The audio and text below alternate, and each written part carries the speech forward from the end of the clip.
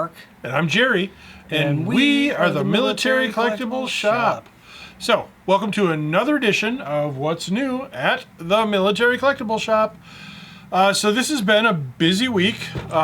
Spring has started to have sprung here in the lovely state of Wisconsin. So it's the weather's getting a little bit nicer, and so people are coming in with stuff, which is always good. So we got a bunch of different stuff, a bunch of different eras as usual, some random stuff. The fun part about this is that if we tried to predict what was going to come in, we'd be wrong. But there's just some interesting stuff. So why don't we get started, Mark? All right. Let's see. We have this German World War II carbide lamp. In case the power went out, you could go around and hold up this lamp. And it's got a handle on the back that would probably just burn your hand if you held it by that. But often used by the railroads. I believe this one's marked for the Deutsche Reichsbahn. Oh yeah. So you got the conductor holding his lamp out there. All right, Jerry. Got in a couple Sun in Service banners from World War I. These ones are the over there themed ones, and so welcome home, which is kind of nice because the guy made it home. And this one's also interesting because it's got the embroidered flags on it, but it also has the Italian flag, as they were one of our allies in World War I. So two nice banners that you can also see in my book. So buy my book. Cool. Well, we got this Vietnam. This isn't a boonie hat. This is like a Vietnam cowboy hat. Yeah, I don't know what they call that one. It's made in 1969. This one's a 6.5 size. U.S. Air Force, but these have the the pin-upable side, so you can look stylish, as all the Air Force guys do. All right. Okay, we also got, never mind. A British bayonet. I was going to use my sound effect. Okay. Hey, but there's guys who collect them. I'm sure it's a Mark IV subset B, with the extra greasy blade. So that's great. If you need one, we got one. Got in a couple of the World War II plaques that were made for the guys in Bastogne. These were made by the French or Belgians, somebody over there, probably out of melted shells, and for the Americans, who went through the. And then this one's actually for the capitulation at Reims, and so these have the famous, nuts to the German commander, nuts, the American commander. And doesn't one of them say for the airborne? That's true. Yeah, this one has the airborne over on the top of it. This one does not, because I believe those tricky marketers realized that they were selling to some troops who weren't airborne, and to broaden their market, they took out the airborne. But very collectible, kind of wartime plaques, neat souvenirs. A lot of the guys did bring home. All right, we got a giant banner here that's two-sided German flag that's 12 by 5. It's a big one. And it's still got the sleeve for running a pole through it. But I'm sure you all seen what these look like. I'm only Polish on my mother's side. All right, this is a souvenir handkerchief. Greetings from Camp Hancock, Augusta, Georgia. So this seems very World War One-y. You know, if not, yeah, the World War One soldier kissing his girlfriend. I hope. Hope that's not his mom. All right. It's probably his cousin. No, just kidding. I don't want any emails from all our southern brethren down there. All right, we got some plates and platters and a coffee cup. These are German, mess hall dishes. That one's Luftwaffe marked.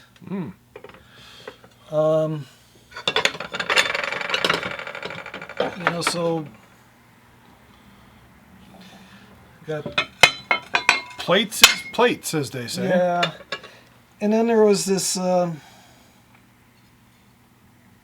this other one that's got this woman's head and some swastikas on it, and Victorian, but I don't know if that's Queen Victoria, and I didn't know that she was a Nazi. She was not a Nazi. Those are just, and I don't think that's Queen Victoria. Well, it might be Queen Victoria. Oh.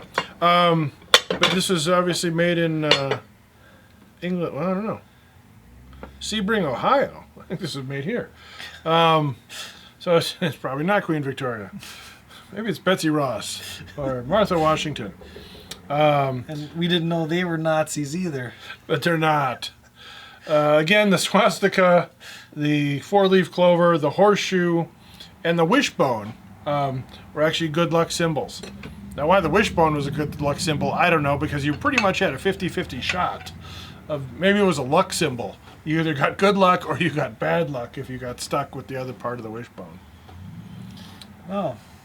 Well, we have this jet pilot's helmet. That's cool. A little bit of modification to the visor to fit an oxygen mask. Still got the little snappy things to fit your mask on. Yeah, that's kind of cool. But still has the avionics inside. Yeah, that's neat. Speaking of helmets, got in a nice front seam fixed bail, painted, rank painted, with the matching rank painted liner. So that's kind of cool. And it actually came with kind of a crusty, but soon to be reunited net. So that's actually pretty cool. Nice with the, and it's got the guy's alphanumeric laundry number inside. So we can hunt him down and give it back to him. yeah. So yeah, that's very cool. Nice early painted helmet. All right, let's start with this one. I have a really nice matched number bayonet, and it's got a brown frog with LBA dot with an S in the parentheses, and then it's got the that's maker my mark. login password. Ooh. Oh no. So this is pretty cool. Yeah, that's a really nice bayonet. Kind of the red Bakelite grips. Just a really nice bayonet. The other end of the bayonet spectrum, but better than a British bayonet. We have an Argentinian bayonet. But these can be good. These are for the, I believe, 1905 Argentinian Mauser. This one's actually matching, so that's good. And these are good steel, just the Argentinian crest has been ground off, as most of these were. German made, actually. Oh. So we got a fireman's sidearm. Also matching. Of course, it doesn't have any numbers on it, so it makes it easier to match them. But the blade looks pretty nice. Yeah. And it's made by Elkhorn. I'm not doing that bit again. Yeah. We got a Deutsche Volksturm Wehrmacht armband. Always popular. with the boys and girls. So just nice to find. We have a Mark III fighting knife, and made by ACC. Aerial Cutlery Company out of Marionette, Wisconsin. Yes. Marionette, Wisconsin is up here around Green Bay. Green Bay would be kind of here. Marionette's up there. Rare maker, I hope. Rare in terms of numbers. Yeah, be nice if it was a blade marked one, but it's not. German Red Cross officer dagger. Nice shape. Nice blade. We've had a couple of these this year. It's kind of strange how things come in spurts. We'll get things in groups of 2 or 3s. So neat dagger. Cool. We got another flag. And it does have the place for that you run a pole through it. But this one, somebody thoughtfully wrote the name of the city on it, which most of the flags we get are unidentified. So this is like a kind of nice. And then it also had what might be a dedication. Eigentum der Gemeinde Eitensheim Obi something. Obi-Wan Kenobi. Oh, that would be like Ob like Ob de Tauber. Sometimes German cities had same cities with same name, different cities, so they named it by the river. Like Frankfurt on the Main.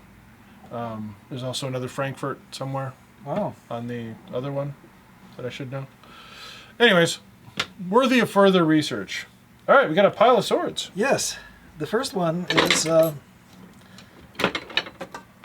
Luftwaffe sword. Ah, those Luftwaffles. And it's got the hanger. That's nice.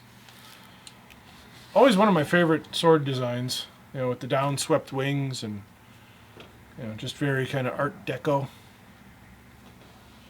Made by Weyerhaeuser or something? Paul Weyerhaeuser, whatever. Yeah, something like that. It's a nice piece. Yeah, early nickel silver. You'll find these both in the nickel silver fittings and in the aluminum fittings. But I really like the nickel silver ones. Even with the tarnish, I just think it looks better. Yeah, for sure. I know some people like to buff their swords. I don't polish my swords or my bayonets. Well, we have another World War II German sword here. Officer sword. The eagle on it. And it's got a nice blade. People haven't been sword fighting with it. It's another Eichhorn. Or Elkhorn, as some of us like to call it. Another German sword. Yeah, Probably an NCO sword. I don't understand what that one was. Yeah, this one doesn't have any eagles or anything on it, so it could just be a fancy... or... Do you think it could be like the Weimar Republic or something? It could be. This one's got some plating loss to it. I don't know, but again, a nice blade. Made by Holler, which is a little... I don't know, I said more unusual, but yeah, a decent sword, that someone will like. We got there's like a Knights Templar or a Pythias Maximus or whatever. I believe this is the Order of the Odd Fellows, the International Order of the Odd Fellows. I'd tell you about the secret handshake, but then I'd have to kill you. No, this is it's like ivory-like handle. We'll call it bone. Bone. In case anyone from the DNR is watching. But again, you know, nice fraternal swords. There's a whole bunch of different kinds of these. The good news for collectors, there's a wide variety. They still can be had relatively inexpensively. And there's some great variety, you know, between, you know, plainer, less expensive ones and fancier, dancy ones. You know, this guy was, you know, obviously a very important something. Pretty fancy. I think we're down to this iron plate here. Yeah, we don't care about the iron plate. It's a clean out plate. Still don't care. Yeah. Still not caring. This is the face of me not caring. Okay. It was made in Milwaukee. Yeah, okay, so was I. We got 50% off of this sword knot. Right. That's your half. Oops. Alrighty then. I, All right, so that's all the time we have today for what's new at the Military Collectible Shop. Until next, is that all you can muster? Until next time, I'm Mark. I was gonna go. Okay, Let's do it again. you're Mark? No, I'm not Mark. I was Mark once. I didn't like it. Okay. All right. All right. That's all the time we have today for what's new at the Military Collectible Shop. Until next time, I'm Jerry. And I'm Mark. And we are the Military Collectibles Shop.